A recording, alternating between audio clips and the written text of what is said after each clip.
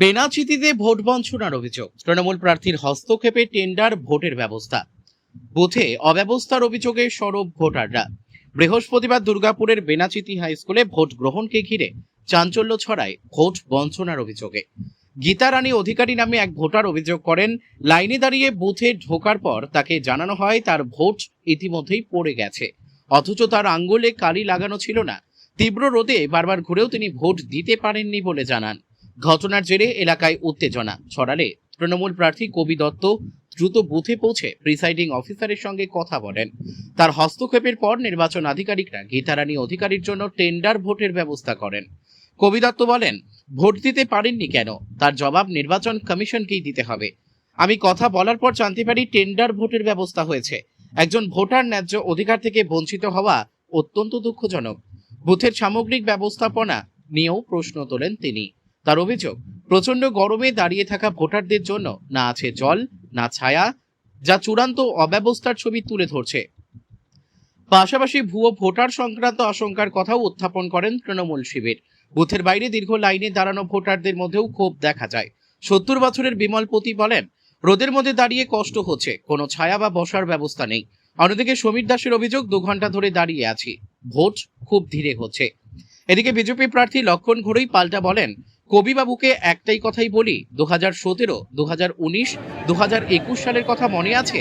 তখন আপনারাই ভুয়ো ভোটার দিয়েছেন। আজ হারবেন বুঝে পরিকল্পনা করে এসব করা হচ্ছে।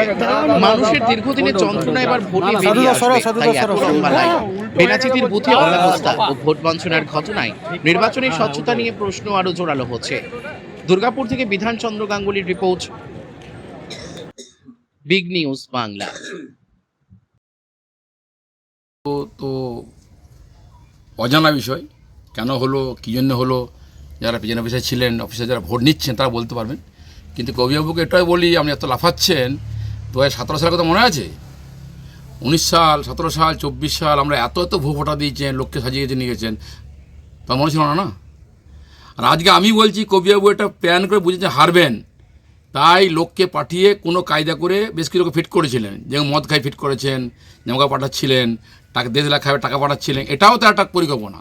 কিছু লোককে পাঠিয়ে দেবে, যদি একটা দিয়ে ভুয়ো ভোটার এরকম হয়ে যায়, তাহলে আমার সাজিয়ে বলতে সুবিধা হবে যে এবার ভোটটা রিগিং করছে বা কিছু ঘটনা ঘটাচ্ছে বা এরকম করছে। তো এটা পরিকল্পনা। সেই জন্যে ওই মহিলারা বলতেন না, এরকম হাজার হাজার মহিলা ভোট দিতে পারেনি। এবারে মানুষ লাইনে দাঁড়িয়ে বয়স্করা, যেভাবে 70 বছর 80 বছর বয়স্করা ভোট দিয়ে যাচ্ছেন, আমি স্যার ভোট দিয়ে গেছিলাম আমার কেন্দ্রে। একবার একজন অসুস্থ বললেন, তিনি বলছেন ভোটটাকে দেবো, আমি মরে যাচ্ছি, ঠিক আছে ভোটটা দিদি। শুয়ে পড়েছেন, বমি করছেন, আমি হসপিটালে চলুন, বলছেন না আমি ভোটটাকে দেবো। উনি উঠে পড়ে ভোটটা দিলেন। আমি গাড়ি করে চাপিয়ে নিয়ে বাড়ি থেকে কার্ড নেন ডিএসপিতে হসপিটালে ভর্তি করলাম। এই যে মানুষের যে দীর্ঘদিনের যে মানে কী বলবো যন্ত্রণা, সেটা বেরিয়ে আসছে। এত লম্বা লাইন, 70-85 বয়স। 15 নম্বর ওয়ার্ডে একটি বুথে দেখা গেল যে একজন একদম বয়স্ক ভদ্রমহিলা, তিনি বারবার রোদের মধ্যে ঘুরে যাচ্ছেন। ওনাকে নিয়ে আমি ভিতরে গেলাম, ওনার ভোটটা পড়ে গেছে। এবার কি কেন এর উত্তর তো আমার কাছে নেই, নির্বাচন কমিশন দেবে। কিন্তু উনি ভোট দেননি, যখন কথা বলে প্রিসাইডিং অফিসার কথা বললে ওনার টেন্ডার ভোটের ব্যবস্থা হলো। মানে আসতে বললেন ওনাকে 6টার সময় আসবেন, এসে ভোট দেবেন উনি, ওনার টেন্ডার ভোট হবে। কিন্তু ন্যায্য ভোট থেকে উনি বঞ্চিত হলেন, সেটা কথা নয়। কথা হচ্ছে, দেখুন যেটা কথা হচ্ছে, আমি বলছি যে এত কড়াকড়ি, এত নাকি সুশৃঙ্খল ব্যবস্থা, সুশৃঙ্খলের এই নমুনা। দেখুন তো রোদের মধ্যে লোকগুলো কত বড় লাইন, কত কিছু লাইন, তার লোকগুলো এসে ভোট না দিতে পেরে ফিরে যাচ্ছে অনেক লোক। একটা কোনো ব্যবস্থা নেই যে একটা ছায়া, জানে এই টেম্পারেচারে ভোট করছে, এই টেম্পারেচারে তার বসার ব্যবস্থা করা উচিত, জলের ব্যবস্থা করা উচিত, ছায়ার ব্যবস্থা করা উচিত। একে তো একটা ভোট দিতে লাগাচ্ছে, কতক্ষণ কোনো ঠিকানা নেই। বলছি একজনকেই তো দেখা গেল যে তিনি ভোট কেন্দ্র থেকে ঘুরে যাচ্ছেন, তার নাকি ভোট হয়ে গেছে।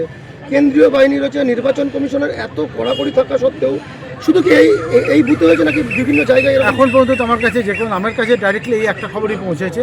কিন্তু আমার অবজেকশনটা হচ্ছে যে যখন এত কড়াকড়ি, এত ম্যানেজমেন্ট করে ভোট হচ্ছে, তাহলে কেন যারা বয়স্ক লোক আছে বা যারা সবাই মহিলা বাচ্চা সবার জন্যই, আমরা কেন প্রপার শেড কেন থাকবে না, খাবার জলের কেন ব্যবস্থা থাকবে না প্রপারলি, এবং প্রপার কেন শিডিউল থাকবে না? দরকার আরও বুথ বাড়াতে হতো।